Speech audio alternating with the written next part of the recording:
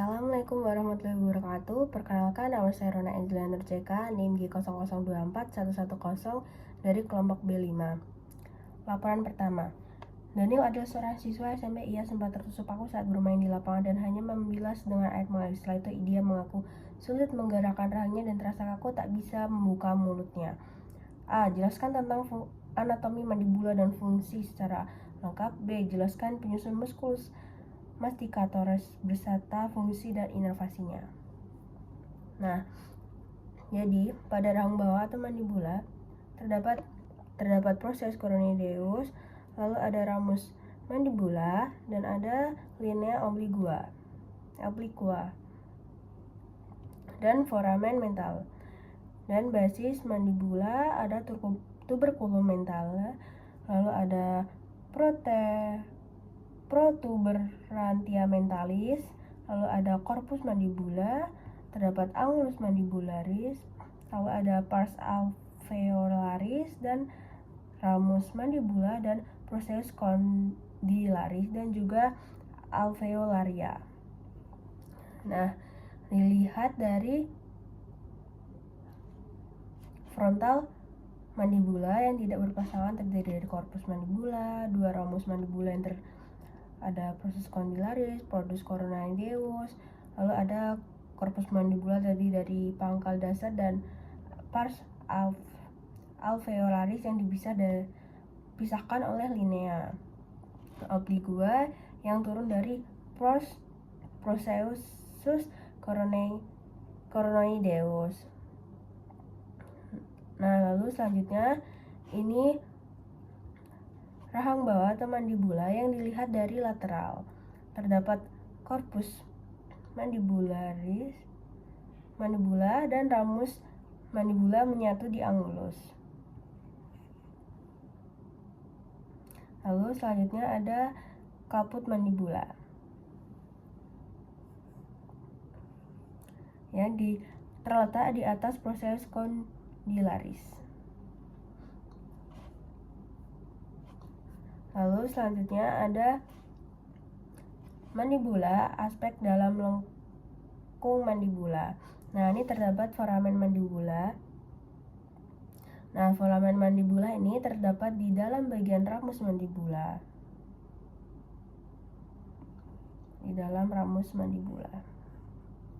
Lalu di depannya ada linea myeloidea membentuk suatu krista bertingkat yang berfungsi sebagai tempat melekatnya musculus myeloideus dan membatasi ketinggian dasar atau lantai mulut. Ada sulcus myeloideus. Nah, ini linea myeloidea yang berfungsi sebagai tempat melekatnya musculus myeloideus dan membatasi ketinggian dasar atau lantai mulut. Nah, ini selanjutnya nih dilihat dari inferior spina mentalis terletak di dalam mandibula dekat dengan garis tengah.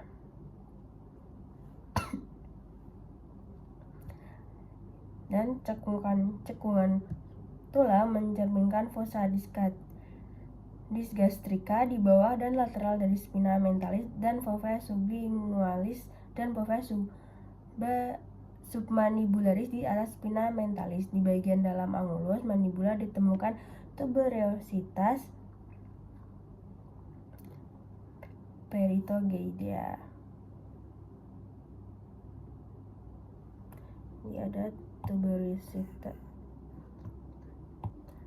tuberositas perigoidea di dalam angulus mandibularis. Ini angulus mandibularis. Dapat ada tuberositas perigoidea. Nah, untuk selanjutnya jelaskan penyusun musculus masticatoris beserta fungsi dan inovasinya.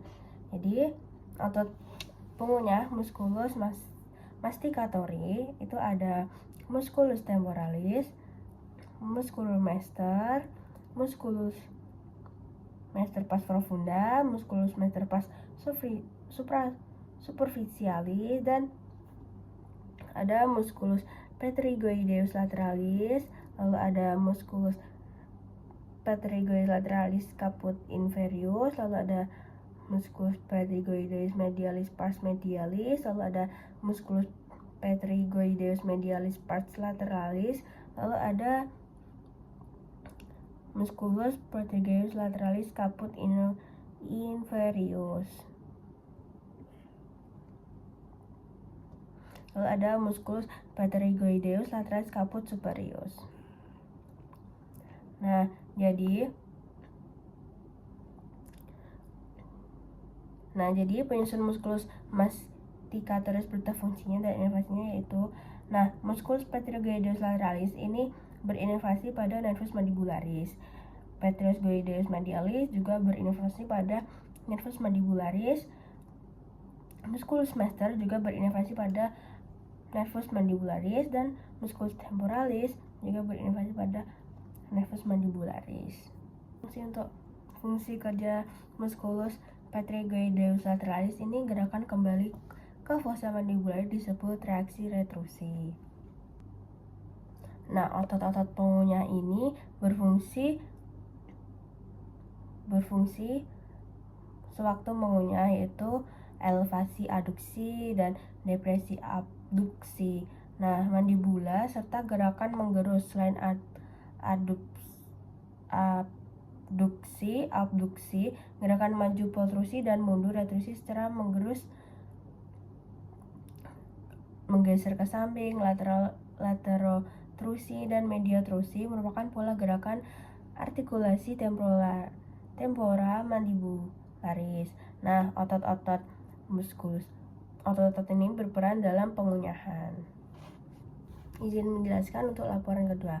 Seorang merasa lemas pada lengan tempatnya di gigi 1-3 tidak dapat berkontraksi saat jari digerakkan untuk menggenggam.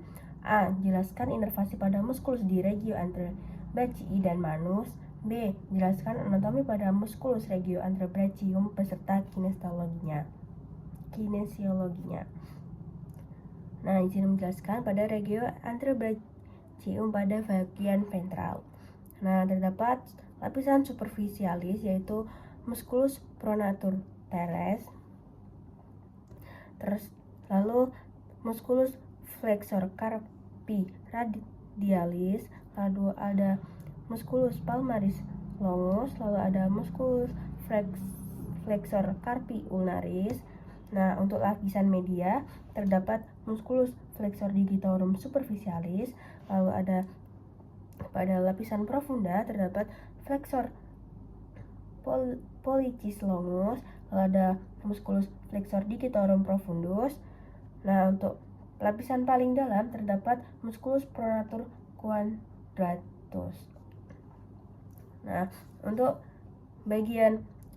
pada bagian dorsal terdapat lapisan superficialis yaitu musculus exsector digitorum, musculus exsector digiti minimi, musculus exsector carpi ulnaris, lalu ada musculus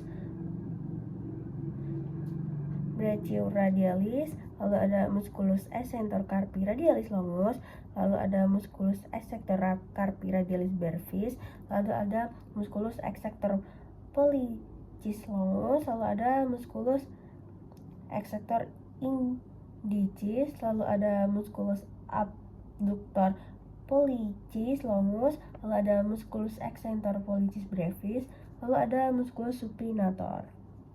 Untuk musculus pronator teres ini dia berkinesiologi flexor sendi pada pergelangan tangan. Nah, dia berinervasi pada nervus medianus. Musculus flexor carpi radialis juga berinervasi pada nervus medianus. Musculus palmaris longus juga berinervasi pada nervus medianus. Musculus flexor carpi ulnaris berinervasi pada nervus ulnaris. Nah, musculus flexor digitorum ini berinervasi dengan nervus medianus. Musculus flexor pollicis longus dan musculus flexor digitorum profundus berinervasi pada nervus intercossus, dan musculus pronator quadratum berinervasi pada nervus intercosseus. Nah, jadi otot-otot ventral pada lengan bawah ini dilihat dari ventral. Nah, musculus pronator teres ini dia bentuknya menyilang sumbu diagonal lengan bawah, sehingga merupakan pronator yang paling penting adalah musculus pronator teres. Dia menyilang, jadi dia yang paling penting. Nah, bersama-sama dengan musculus pronator quadratus pada lapisan paling dalam. Menyilang seperti ini dengan musculus pronator quadratus. Nah, lalu jadi musculus palmaris longus itu berfungsi sebagai meregapkan aponeurosis palmar selain menfleksikan pergelangan tangan. Nah, bila bekerja sama bersama-sama dengan antagonisnya pada sisi ekstensor, musculus flexor carpinalis memungkinkan abduksi ulna, dan musculus flexor carpi radialis memungkinkan abduksi radial. Nah, pada lapisan media seperti yang tadi saya sebutkan, ada musculus flexor digitorum superficialis. Nah, dia tendonnya berinsersio pada aspek palmar phalanges medial jari 2 hingga 5. Nah, oleh sebab itu dia juga memfleksikan artikulasi interphalanges proksimal dengan kekuatan yang lebih kecil. Nah, lapisan profunda itu ada musculus flexor pollicis longus, musculus flexor digitorum profundus. Nah, kedua otot ini berasal dari aspek ventral tulang lengan bawah.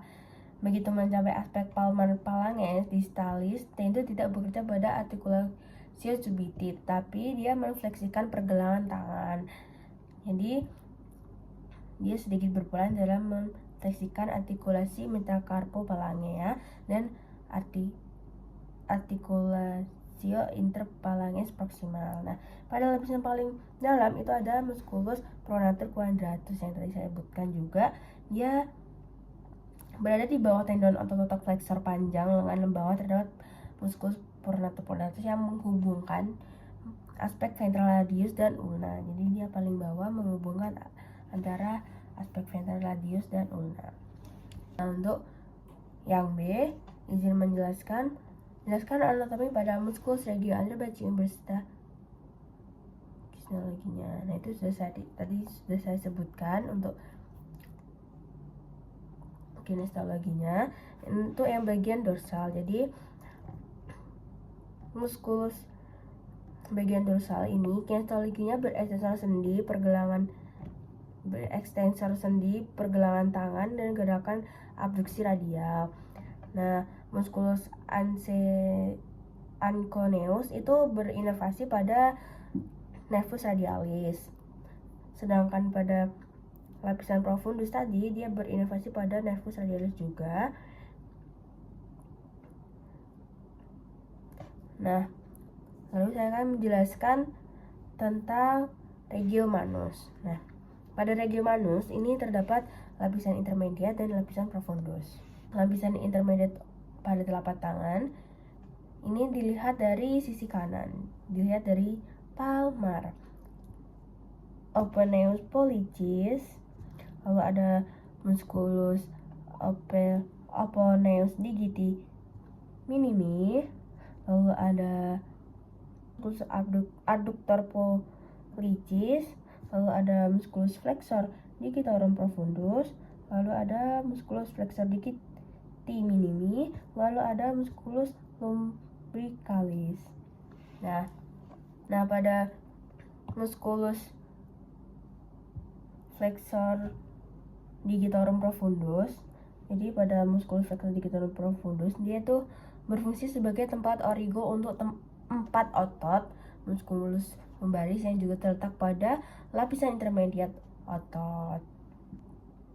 Nah, dan musculus flexor pollicis longus itu berincisio di phalanges distal ibu jari. Tidak hanya itu, terdapat banyak sekali muskulus pada region manus ini. Ada musculus abductor pollicis brevis, musculus flexor pollicis brevis pada caput profundum, lalu ada musculus polvis brevis pada caput superficial, lalu ada musculus interossei dorsal, lalu ada musculus flexor digitorum superficialis yang sudah saya sebutkan, lalu ada musculus interossei palmaris, lalu ada musculus abductor digiti minimi juga sudah saya sebutkan, lalu ada musculus interossei dorsal, lalu ada musculus abductor pollicis brevis, musculus flexor pollicis brevis caput superficial, lalu ada musculus digiti minimi. Nah, untuk musculus interossei dorsal ini dia berfungsi untuk menggerakkan jari tengah ke arah medial dan lateral. Jari tengah ke arah medial dan lateral. Nah, seperti ini ya. Itu fungsi dari musculus interossei dorsal. Pada musculus interossei palmaris, dia berfungsi sebagai atau dapat melakukan gerakan adduksi jari-jari. Dia dapat melakukan gerakan adduksi jari-jari. Nah, fungsi otot-otot ini dia berfungsi sebagai gerakan fleksi dan ekstensi.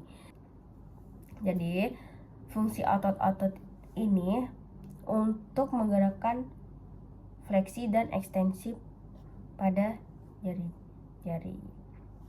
Menjelaskan untuk laporan ketiga. Seorang pria 23 tahun mengalami cedera lutut saat bermain futsal. Ia merasakan bunyi krek dan lututnya terasa tidak stabil. Setelah kejadian, lututnya membengkak dan sulit digerakkan. A. Jelaskan anatomi penyusunan artikulasi genu yang lengkap. B. Jelaskan ligamentum memperkuat artikulasi genu. C. Jelaskan anatomi os femur. Untuk soal yang pertama itu penyusun artikulasi genu. Jadi pada artikulasi genu terdapat femur berartikulasi dengan tibia, artikulasi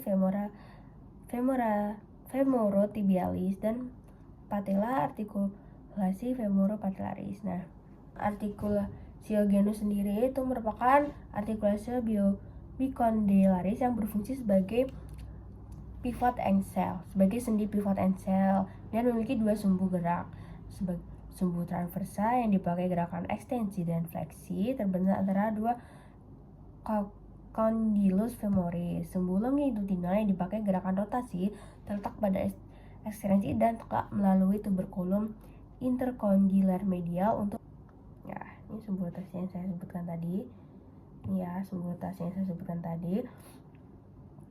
Lalu di dalam artikulasi genu ini terdiri ada yang namanya epicondylus lateralis, patella, condylus lateralis femoralis, condylus lateralis tibia, artikulasi tibiofibularis proximalis, caput fibula, column fibula, lalu ada tuberositas tibia, lalu ada tibia, lalu ada condylus medialis tibia, lalu ada artikulasi femoralis tibialis yang saya sebutkan tadi, juga ada artikulasi femoral patellaris, lalu ada condylus medialis femoris, lalu ada tuberculum adductorium, lalu ada epicondylus media femoralis.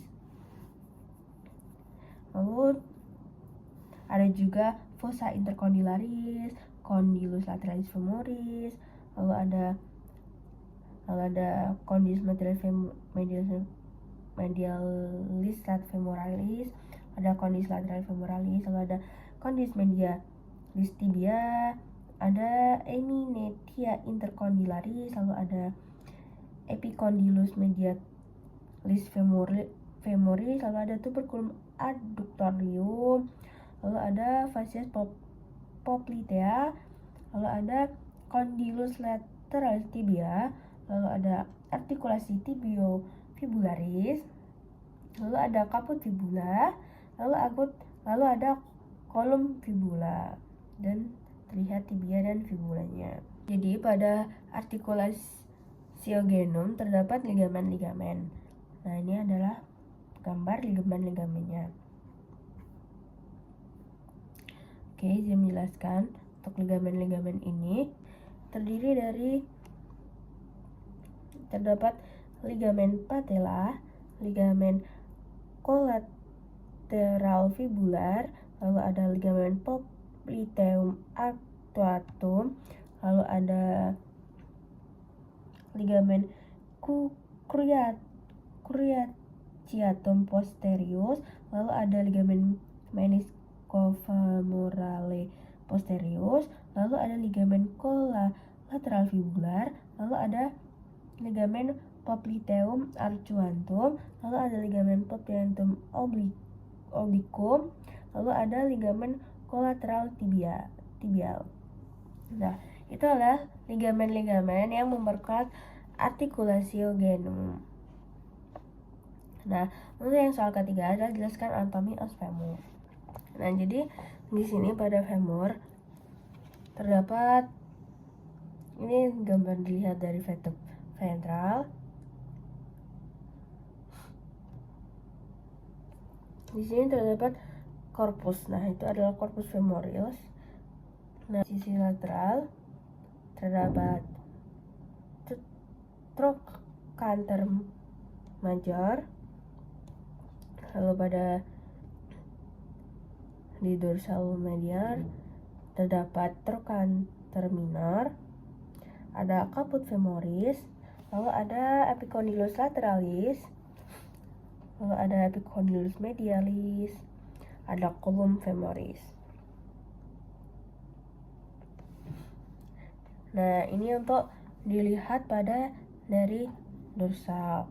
Terdapat linea aspera yang terbagi menjadi labium lateral, labium medial. Nah, linea aspera sendiri itu berfungsi sebagai apophysis origo musculus quadriceps femoris serta berinsertia beberapa otot kelompok adduktor. Nah, di sini juga ada fossa tracentrica, lalu ada povea capitis femoris, lalu ada column femoris, ada linea intertrochanterica, lalu ada tuberculum adductorium, lalu ada fascias patellaris. Lalu di sini ada caput femoris juga sudah saya sebutkan tadi. Ada trochanter major, column femoris, trochanter minor, linea pestinea, povea capitis femoris, crista intertrochanterica, tuberositas glutea. Lalu ada linea supracondylaris lateralis, ada linea supracondylaris medialis. Di sini juga ada fascias poplitea, lalu ada epicondylus lateralis, condylus lateralis, lalu ada condylus medialis, lalu ada tuberculum adductorium, lalu ada linea intercondylaris, lalu ada fossa intercondylaris. Nah, di sini terdapat caput femoris. Nah, itu beberapa yang sudah saya sebutkan. Sekian dan terima kasih. Wassalamualaikum warahmatullahi wabarakatuh.